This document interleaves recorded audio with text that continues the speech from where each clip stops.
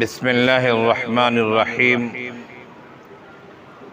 الحمد للہ رب العالمین والصلاة والسلام علی رسولہ الکریم وعلی آلہ وصحبہ اجمعین اما بعد فإن اللہ تعالی قال فی القرآن المجید والفرقان الحمید اعوذ باللہ من الشیطان الرجیم بسم اللہ الرحمن الرحیم لقد كان لكم في رسول الله أسوة حسنة صدق اللہ العظیم۔ میرے عزیز طلباء اور میرے دینی بھائیوں، کئی ہفتوں سے گفتگو چل رہی ہے سیرت طیبہ کے مختلف گوشوں پر، اور اس گفتگو کی ایک ترتیب ہے جس سے آپ بخوبی واقف ہیں۔ مکی زندگی کے جتنے مراحل تھے تقریباً وہ بیان کیے جا چکے ہیں۔ اب مکی اور مدنی زندگی کے درمیان کا ایک مرحلہ ہے جسے ہم ہجرت کے واقعے سے یاد کرتے ہیں اور جانتے ہیں۔ ہجرت تاریخ انسانی کا ایک اہم واقعہ ہے۔ اللہ کے رسول صلی اللہ علیہ وسلم کی سیرت طیبہ کا انتہائی اہم واقعہ ہے، اور پھر اسی واقعے کے بعد سیرت کا ایک دوسرا دور شروع ہوتا ہے جسے ہم اور آپ مدنی زندگی کے نام سے جانتے اور یاد کرتے ہیں۔ اللہ کے رسول صلی اللہ علیہ وسلم کی بعثت کو 13 سال مکمل ہو چکے ہیں۔ 14واں سال شروع ہوا ہے، ماہ سفر ہے، اور ماہ سفر کی 26ویں تاریخ ہے۔ مکے کے سربراہ لوگوں نے میٹنگ بلائی اور یہ بات طے کرنی تھی کہ محمد کا قصہ تمام کر دیا جائے، جس کے بارے میں تھوڑی گفتگو گزشتہ بیان میں نے کی تھی اور بتایا تھا۔ جب میٹنگ بیٹھی قریش کی پارلیمنٹ میں، قریش کے دارالندوہ میں، میٹنگ ہال میں مختلف طرح کی باتیں آئیں، اور پھر ایک آدمی جو مکے کا نہیں تھا، دیکھنے میں بزرگ معلوم ہو رہا تھا، جسے مورخین اور سیرت نگاروں نے شیخ نجدی لکھا ہے۔ نجد کے شیخ، نجد کے بزرگ معلوم ہو رہے تھے۔ لوگوں نے پوچھا کہ تم کون ہو، کہاں سے آئے ہو؟ اس نے کہا میں نے سنا کہ آپ لوگ کوئی اہم میٹنگ کرنے والے ہیں، میری چاہت ہوئی کہ میں بھی اس میں شریک ہو جاؤں۔ اور وہ اصل میں تھا شیطان تھا، اس نے انسانی شکل اختیار کر لی تھی، اور وہ بھی الٹے سیدھے مشورے دینے کے لیے وہاں شریک ہو گیا تھا۔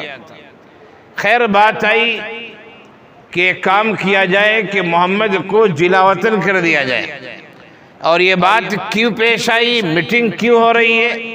گزشتہ بیان میں نے بتایا تھا کہ اللہ کے رسول صلی اللہ علیہ وسلم نے مدینے والوں کے ساتھ جو بیعت کا معاملہ کیا تھا، اور یہ بات مکے والوں میں پھیل گئی، مشہور ہو گئی کہ باہر دعوت کا کام زور و شور سے ہو رہا ہے، اور محمد نے کسی سے معاہدہ کیا ہے، اور اب کسی وقت بھی یہاں سے وہ لوگ نکل سکتے ہیں، یا کوئی ایک نیا انقلاب بھی آ سکتا ہے۔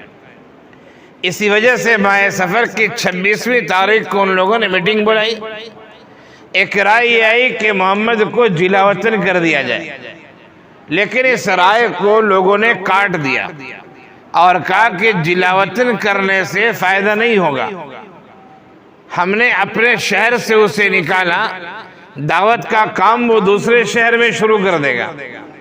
جلا وطن کر دینا، وطن سے نکال دینا، یہ کوئی علاج نہیں ہے۔ ایک بات یہ بھی آئی کہ اسے قید کر دیا جائے۔ لوگوں نے کہا کہ قید کرنے سے بہت فائدہ نہیں ہوگا، اس لیے کہ ان کے جو ماننے والے ہیں وہ قید سے ان کو آزاد کرا لیں گے۔ خیر مشورے آتے رہے، باتیں ہوتی رہی کہ ابو جہل نے ایک بات کہی کہ میں ایک مشورہ دیتا ہوں۔ لوگوں نے کہا کہ کیا مشورہ ہے دو؟ تو ابو جہل نے یہ بات کہی کہ مکے کے جو قبائل ہیں ان تمام قبائل سے ایک ایک نوجوان کھڑا ہو جائے اور یہ نوجوان محمد کے گھر کا آج رات میں احاطہ کر لیں، گھیرا بندی کر لیں، اور رات میں کسی وقت بھی یا جب صبح میں محمد گھر سے نکلیں تو یک بارگی تمام نوجوان ان پر حملہ کر دیں، ان کو مار ڈالیں۔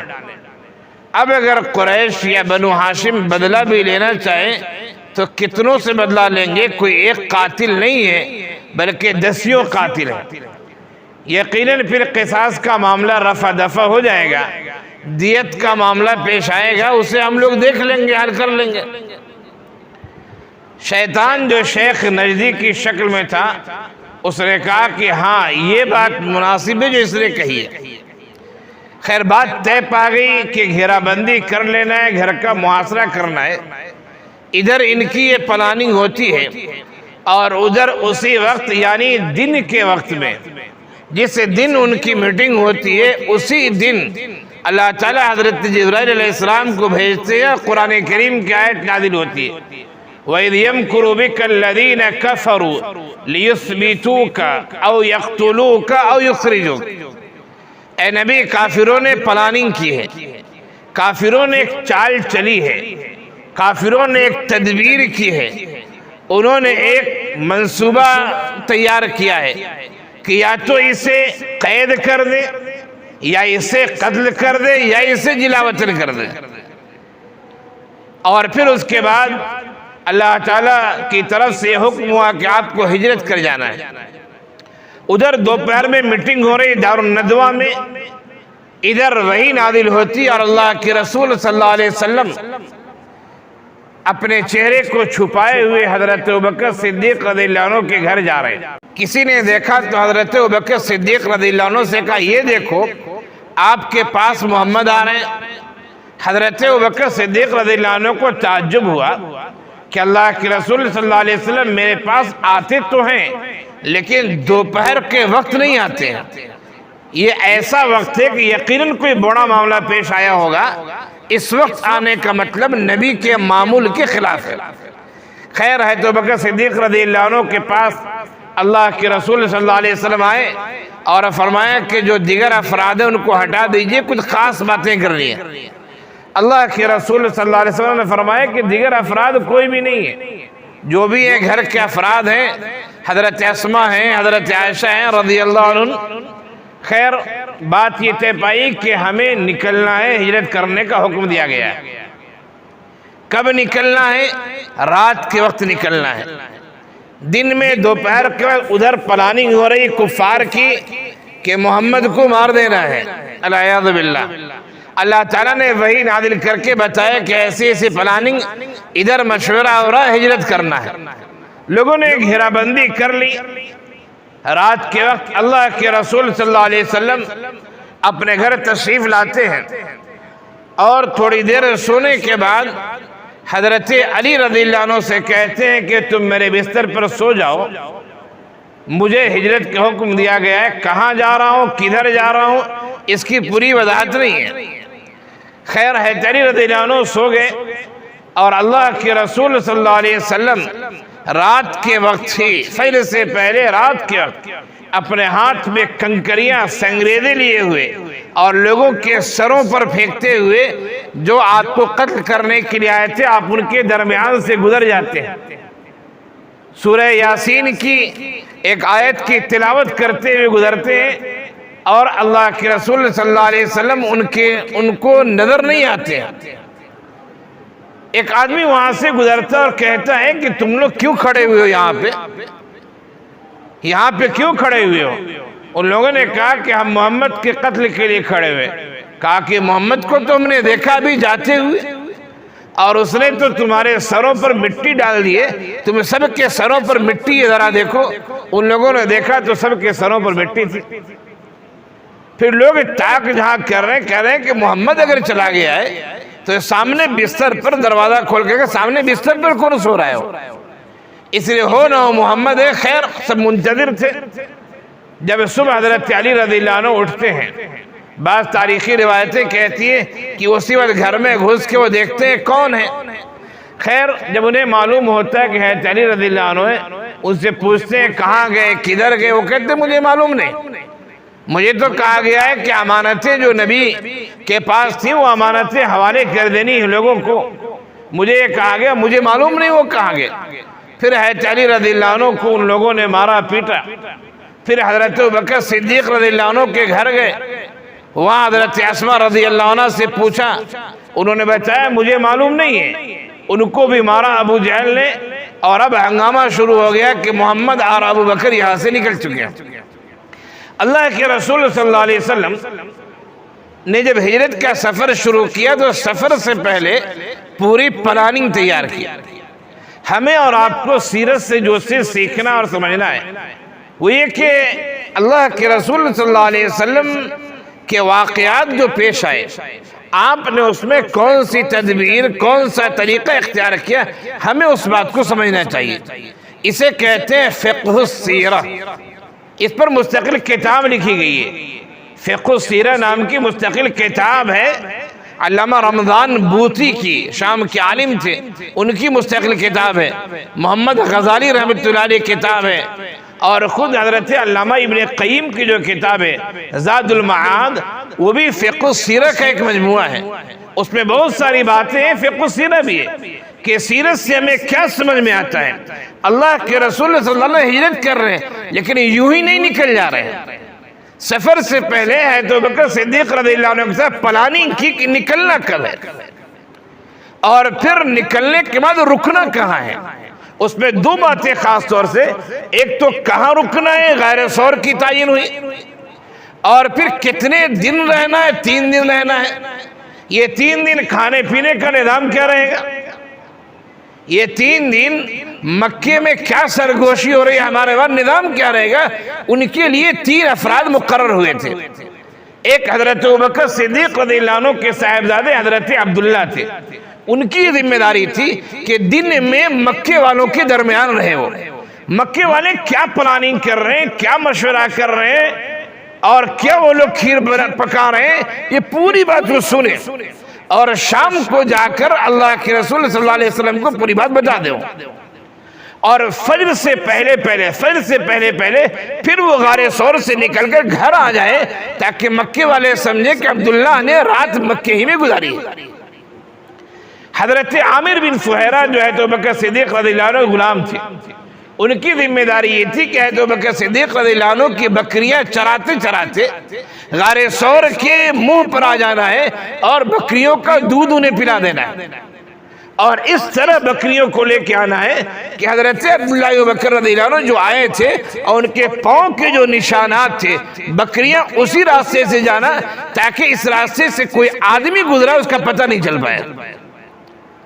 اور تیسری بات یہ تھی، عبداللہ بن اریقط جو مسلمان نہیں تھے، کافر تھے لیکن آدمی ایماندار تھا، عبداللہ بن اریقط کو پیسے دے کر یہ بات کہی گئی تھی کہ آپ کی ذمہ داری ہے کہ مدینہ پہنچانا ہے ہم لوگوں کو، اور اس کے لیے 2 اونٹ ہے۔ تو ابوبکر صدیق رضی اللہ عنہ نے 2 سواری رکھے تھے، اس سواری کے بارے میں بتا دیا گیا کہ آپ کو فلاں جگہ آنا ہے اور ان دونوں سواریوں کو لے کر آنا ہے۔ 3 دن حضرت ابوبکر صدیق رضی اللہ عنہ اللہ کے رسول صلی اللہ علیہ وسلم غار میں ہے، کفار میں ہنگامہ ہو چکا ہے، اور ہنگامہ ایسا مشورے پر مشورے ہو رہے ہیں، اور یہ بات طے پائی کہ جو محمد کو لے آئے گا، زندہ لائے یا مردہ لائے، اسے 100 اونٹ انعام میں ملیں گے۔ لوگ ڈھونڈتے ڈھونڈتے غار ثور کے بالکل منہ پر جا چکے ہیں، اور غار ثور میں داخل ہونے سے پہلے حضرت ابوبکر صدیق رضی اللہ عنہ نے اللہ کے رسول صلی اللہ علیہ وسلم کو فرمایا تھا کہ آپ تشریف رکھیں، میں اندر جاتا ہوں، اندر صفائی ستھرائی کر دیتا ہوں۔ اور روایتیں یہ بھی کہتی ہیں غار ثور بہت اونچائی پر ہے، جو لوگ جا چکے ہیں اور انہوں نے دیکھا ہوگا بہت اونچائی پہ غار ثور، لوگوں کا چڑھنا مشکل ہوتا ہے۔ اللہ کے رسول صلی اللہ علیہ وسلم چڑھ رہے تھے تو پتھروں کی وجہ سے آپ کے پاؤں، یہ کہا جائے کہ آپ کے پاؤں سے خون نکلنے لگے تھے۔ کچھ راستے پہ حضرت ابوبکر صدیق رضی اللہ عنہ نے آپ کو اٹھا لیا تھا، اور غار سور کے بعد جانے کے بعد اس کو صاف کیا غار کو، اور جو سوراخ تھے حضرت ابوبکر صدیق رضی اللہ عنہ نے اپنی تہبند کے کنارے کو پھاڑ کر ان سوراخوں کو بند کیا۔ 2 سوراخ رہ گئے تھے، اس کو حضرت ابوبکر صدیق رضی اللہ عنہ نے اپنے پاؤں سے چھپا دیا تھا، اور پھر اللہ کے رسول صلی اللہ علیہ وسلم سے کہا کہ آپ تشریف لائیں۔ اللہ کے رسول صلی اللہ علیہ وسلم غار میں تشریف لے گئے، اور حضرت ابوبکر صدیق رضی اللہ عنہ کی گود میں سر رکھ کر سو گئے۔ حضرت ابوبکر صدیق رضی اللہ عنہ نے 2 سوراخوں کو اپنے پاؤں سے بند کر رکھا تھا، اندر سے سانپ یا بچھو نے ڈنک مار لیا۔ اب حضرت ابوبکر صدیق رضی اللہ عنہ پریشان ہے، ایک طرف اللہ کے رسول کا سر مبارک ہے، اتنا ادب، اتنا احترام، اگر میں ہل جاؤں تو اللہ کے رسول کی آنکھ کھل جائے گی، رات کے جاگے ہوئے، دن کے جاگے ہوئے آنکھ کھل جائے گی، اور نہ جگاؤں تو کیا کروں؟ آنکھوں سے آنسو گرنے لگے۔ حضرت ابوبکر صدیق رضی اللہ عنہ کے آنکھوں کے جو آنسو گرتے، وہ آنسو اللہ کے رسول صلی اللہ علیہ وسلم کے چہرے انور پر گرتا ہے، اور پھر اللہ کے رسول کی آنکھ کھل جاتی ہے۔ ابوبکر کیوں رو رہے، آنسو کیوں گر رہا ہے؟ فرمایا کہ اللہ کے رسول لگتا ہے کیڑے مکوڑوں نے کاٹ لیا ہے۔ اللہ کے رسول صلی اللہ علیہ وسلم نے اپنے لعاب کو لے کر اس کاٹے ہوئی جگہ پر لگا دیا، اور پھر وہ لعاب شفایابی کا ذریعہ بن گیا۔ کفار تلاش رہے ہیں، غار کے کنارے پر پہنچ چکے ہیں، صورتحال ایسی کہ اگر انہوں نے نیچے سر کر لیا تو اللہ کے رسول دکھائی پڑ جائیں گے۔ حضرت ابوبکر رضی اللہ عنہ آہستہ سے کہہ رہے ہیں، اللہ کے رسول ان کے پاؤں دکھائی دے رہے ہیں جو ہماری تلاش میں آئے ہیں، اگر انہوں نے گردن نیچے جھکائی ہم دکھائی دے دیں گے۔ قربان جائیے کیسا ایمان ہوتا ہے انبیاء کا، کیسی استقامت ہوتی ہے۔ فرمایا ابوبکر لا تحزن، ابوبکر غمزدہ مت ہو، ان اللہ معنا، اللہ ہمارے ساتھ ہے۔ کیسے لمحات رہے ہوں، کیسا ایمان ہے۔ فرمایا ابوبکر ایسے 2 آدمی کے بارے میں تیرا کیا خیال ہے کہ جس کے ساتھ تیسرا اس کا رب ہے؟ خیر یہ ایمان کی مضبوطی تھی۔ 3 دن کے بعد پھر نکلتے وہاں سے، یہ بھی پالیسی سمجھیے کام کیسے کرنا چاہیے۔ آج تم مسلمانوں کے طبقے میں اور پڑھے لکھے لوگوں کے طبقے میں اتنے منافقین پیدا ہو گئے، کیا بتایا جائے، نفاق اتنا آ گیا ہے۔ 2 بھائی مشورے کرتے کنارے میں، ابھی وہاں سے اٹھے نہیں، تیسرے کو خبر ہو جاتی دونوں بھائی نے کیا کیا ہے۔ یہ نفاق کی بات ہے۔ اللہ کے رسول صلی اللہ علیہ وسلم کا ساتھ دینے والا عبداللہ بن اریقط کافر ہے، سواری لے کر آنا ہے، اور اللہ کے رسول صلی اللہ علیہ وسلم نے پوری بات بتائی تھی۔ عبداللہ بن اریقط اگر چاہتا تو مدینے کا جو راستہ مکے سے تھا اس راستے پہ جاتا، لیکن نہیں، عبداللہ بن اریقط نے اس راستے کو اختیار کیا جو یمن جانے والا راستہ تھا۔ جانا مدینہ ہے، سب لوگ جانتے محمد ہو نہ ہو مدینہ کی طرف گئے ہوں گے۔ عبداللہ بن اریقط اور اللہ کے رسول صلی اللہ علیہ وسلم کی کہا جائے کہ دور اندیشی اور حکمت، اس راستے کو اختیار کیا گیا جو راستہ یمن جانے والا تھا، اور پھر چند کلومیٹر جانے کے بعد راستے کا رخ دوسرا اختیار کیا گیا جو مدینے کی طرف راستہ جاتا ہے۔ اسے کہتے ہیں حکمت، پالیسی، کام کیسے کیا جائے۔ سیرت سے ہمیں یہ سمجھنے کی ضرورت ہے۔ ہم مسلمان ہیں، نام کی مسلمان رہ گئے، ہم سیرت کو گہرائی اور گہرائی سے بھی نہیں پڑھتے۔ اسباب اختیار کرنا یہ ہمارا اور آپ کا کام ہے۔ ابھی پرسوں ایک جگہ بیان میں نے یہ بات کہی، اگر اللہ چاہتے تو براق سواری پر بیٹھا کر مکے سے مدینہ اللہ تعالیٰ اپنے حبیب کو پہنچا دیتے، کوئی پریشانی نہیں ہوتی۔ جو رب رات کے تھوڑے سے حصے میں مسجد حرام سے مسجد اقصی نہیں جا سکتی اپنے حبیب کو، اور مسجد اقصی سے 7واں آسمان کی زیارت کرا سکتی ہے جو ذات یعنی اللہ کی ذات، کیا وہ اپنے حبیب کو مکے سے مدینہ نہیں پہنچا سکتی براق سواری پر؟ لیکن نہیں، یہ تعلیم دینا تھا۔ یاد رکھنا دنیا دارالاسباب ہے، یہاں چیزیں اسباب سے جڑی ہوئی ہے۔ خارق عادت چیز پیش آ جانا، معجزہ پیش آ جانا، کرامت پیش آ جانا، یہ انسان کا اپنا عمل نہیں ہوتا، یہ اللہ کی طرف سے ہوا کرتا ہے۔ ہم جو مکلف ہیں وہ اس دنیا میں دنیا اسباب کی جگہ ہمیں اسباب اختیار کرنا ہے۔ اب کوئی ہمارا سر قلم کرنے کے لیے آ رہا ہے اور ہم گردن جھکائے تسبیح پڑھ رہے ہیں، یہ ہماری بیوقوفی ہوگی، جوانمردی نہیں ہوگی۔ تسبیح پڑھنے کی جگہ ہے، موقعوں محل ہے، لیکن جہاں ہمیں مقابلہ کرنا ہے وہاں مقابلہ کرنا چاہیے۔ خیر 3 دن کے قیام کے بعد وہ قافلہ آگے بڑھتا ہے اور مکے میں بولی لگ چکی ہے کہ محمد کو جو زندہ یا مردہ لے آئے 100 اونٹوں سے۔ سراقہ بن مالک بن جوشم کہتے ہیں، بنی مدلج کے رہنے والے تھے، وہ کہتے ہیں میں اپنے قبیلے بنو مدلج میں بیٹھا تھا، ایک آدمی نے آ کے کہا کہ ابھی ابھی میں نے ایک آدمی کو جاتے ہوئے دیکھا ہے، وہ محمد ہی ہے، محمد ہے، وہی جا رہے تھے۔ سراقہ بن مالک نے کہا کافر تھے وہ، بعد میں مسلمان ہوئے، انہوں نے کہا میں سمجھ گیا ہاں محمد ہی ہے، لیکن میں نے اس وجہ سے کہ انعام ہمیں ملے، میں نے کہا نہیں نہیں نہیں محمد نہیں ہے وہ فلاں قبیلے کا آدمی ہے، ابھی ابھی میرے پاس سے گزرا ہے، مجھ سے مل کے گیا ہے، میں جانتا وہی آدمی محمد نہیں ہے۔ اس نے چکمہ دینے کی تاکہ انعام ہمیں ملے، دوسرے کو نہ ملے۔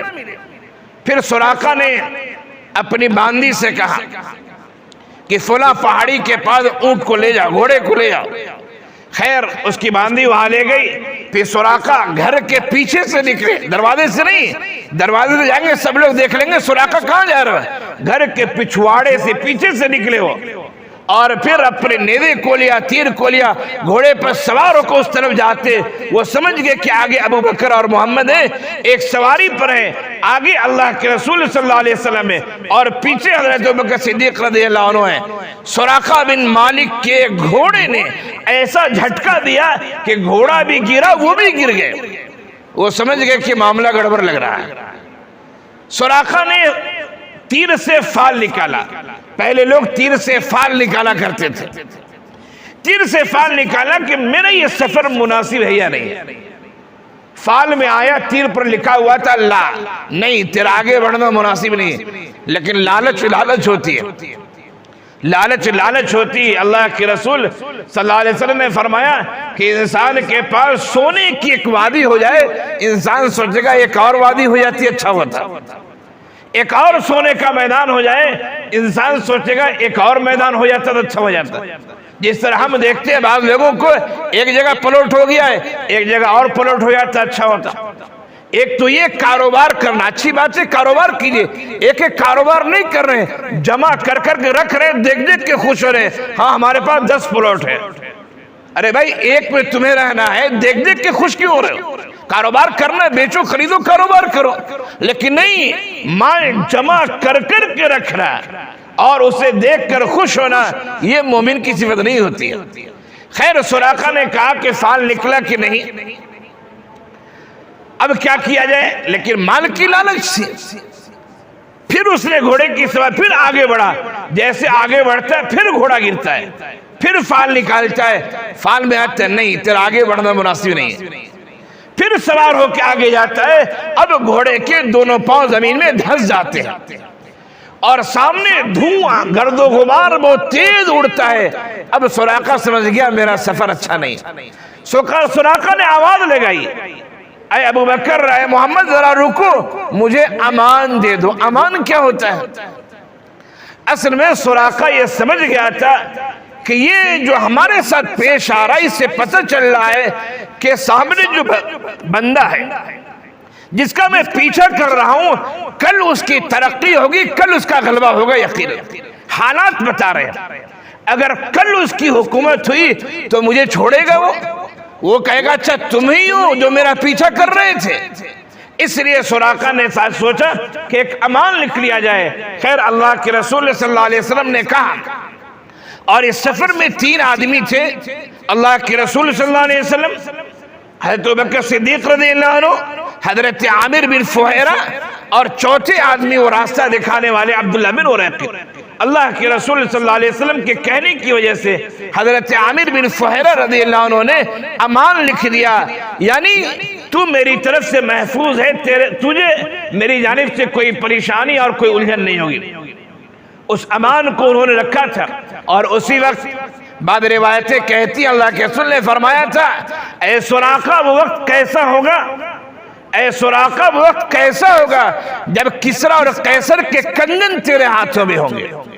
یہ اس بات کی طرح اشارہ تھا کہ غلبہ ہوگا، غلبہ ہوگا۔ خیر سراقہ وہاں سے واپس آ جاتے ہیں، قافلہ آگے بڑھ رہا ہے، راستے میں متعدد واقعات پیش آتے، چلتے چلتے دوپہر کا وقت جب تھک گئے تو ایک پتھر کے سامنے اللہ کے رسول صلی اللہ علیہ وسلم آرام کرتے ہیں، تو بکر صدیق رضی اللہ عنہ بیٹھتے ہیں اور اللہ کے رسول صلی اللہ علیہ وسلم کے لیے زمین وغیرہ صاف کر دی گئی، آپ لیٹ گئے۔ اسی دوران ایک آدمی آتا ہے چڑوا بکریوں کو لیے ہوئے، اس سے دودھ کی گزارش کی، دودھ ذرا دے دو، اس نے دودھ دے دی۔ اللہ کے رسول صلی اللہ علیہ وسلم جب اٹھے تو دودھ پلایا گیا۔ پھر یہ قافلہ آگے بڑھتا ہے اور ام معبد خزائی ایک خاتون تھی جو بھی اس راستے سے لوگ گزرتے تھے ان کی وہ ضیافت کیا کرتی تھی۔ ام معبد خزائی سے ملاقات ہوتی ہے، حضرت بکر صدیق رضی اللہ عنہ کہتے ہیں کچھ ہے کھانے پینے کی چیزیں؟ انہوں نے کہا کچھ بھی نہیں ہے۔ اللہ کے رسول نے فرمایا کہ ایک بکری کنارے میں دکھائی دے رہی ہے۔ ام معبد خزائی نے کہا بہت مہمان نواز تھی اور راہگیروں مسافروں کا بہت خیال کرتی تھی۔ انہوں نے کہا کہ یہ بکری جو ہے اس کے تھن میں دودھ نہیں ہے۔ اللہ کے رسول صلی اللہ علیہ وسلم فرمایا کہ بکری لاؤ یہاں۔ بکری لائی گئی، اس کے تھن کو دھوا، پھر دعا پڑھی نبی نے، پھر اس کا تھن دودھ سے بھر گیا۔ نبی نے خود بھی دودھ پیا، حضرت بکر صدیق رضی اللہ عنہ کو بھی دودھ پلایا، اور پھر اس کے ساتھ ساتھ بڑے سے برتن میں دودھ دو کر انہیں دے دیا۔ اور پھر یہ قافلہ آگے بڑھتا ہے، ام معبد خزائی کے شوہر آتے اور کہتے دودھ کہاں سے؟ تو انہوں نے بتایا کہ ایسے ایسے افراد آئے تھے۔ وہ فوراً سمجھ گئے، انہوں نے کہا ہو نہ ہو محمد ہوں گے، ایسے آدمی سے تو ہمیں ملنا چاہیے۔ پھر قافلہ آگے بڑھتا رہتا ہے، یہاں تک کہ 8 ربیع الاول کو یہ قافلہ قبا میں پہنچتا ہے۔ قبا میں اللہ کے رسول صلی اللہ علیہ وسلم کا قیام، بعض تاریخی روایتیں کہتی کہ 4 دن قیام رہا، بعض روایتیں کہتی کہ 12 دن قیام رہا، اور بعض روایتیں کہتی کہ 24 دن قیام رہا قبا میں۔ اور قبا میں وہ پہلی مسجد تھی جو اللہ کے رسول صلی اللہ علیہ وسلم نے تعمیر کی، جو مسجد قبا کے نام سے مشہور ہے۔ پھر اس کے بعد آپ نے مدینے کا سفر کیا، قبا سے مدینہ جاتے۔ قبا اور مدینہ بہت زیادہ فاصلہ نہیں ہے۔ اللہ کے رسول صلی اللہ علیہ وسلم کے روانہ ہونے کی بھی اطلاع ملی تھی، تو مدینے کے حضرات پہاڑی پر آ کر روزانہ انتظار کیا کرتے تھے کہ آج محمد صلی اللہ علیہ وسلم آئیں گے، کل آئیں گے، آج آئیں گے، کل آئیں گے، روزانہ انتظار کر رہے تھے۔ اور تقریباً دوپہر سے پہلے یعنی چاش کے وقت تک انتظار کرتے تھے، پھر وہ سب واپس چلے جاتے تھے۔ ایک دن ایک یہودی نے جو پہاڑی پر چڑھا تو اس نے دیکھا کہ وہ محمد اور اس کے ماننے والے اس کے ساتھی آ رہے ہیں۔ اس یہودی نے آواز لگائی کہ دیکھو تم جس کے انتظار میں تھی وہ آ گئے، اور پھر لوگوں نے استقبال کیا۔ اللہ کے رسول صلی اللہ علیہ وسلم تشریف رکھتے تھے، حضرت ابوبکر رضی اللہ عنہ کھڑے تھے۔ عمر دیکھنے میں ابوبکر صدیق رضی اللہ عنہ کے زیادہ لگ رہی تھی، اور داڑھی وغیرہ شاید بال وغیرہ پکے ہوں۔ بہت سارے لوگ یہ سمجھ رہے تھے کہ نبی جو ہے وہ بکر صدیق رضی اللہ عنہ، چونکہ بہت سارے لوگوں نے دیکھا نہیں تھا۔ لیکن جب دھوپ نبی اکرم صلی اللہ علیہ وسلم کے سر پر آنے لگی تو حضرت ابوبکر صدیق رضی اللہ عنہ نے کپڑے کا سایہ کر دیا۔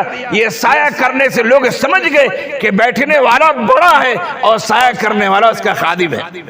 یہ ہمارے شاگردوں کو بھی سمجھنے کی ضرورت ہے۔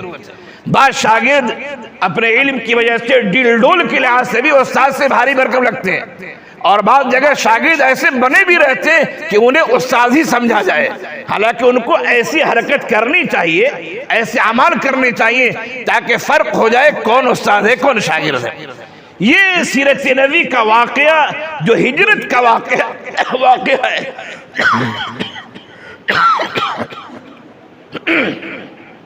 ہجرت کا جو واقعہ میں نے آپ کے سامنے رکھا، اس میں کچھ چیزیں سمجھنے کی ہیں۔ ایک تو یہ سمجھنا ہے کہ ہمیں بہر صورت استقامت کا مظاہرہ کرنا ہے۔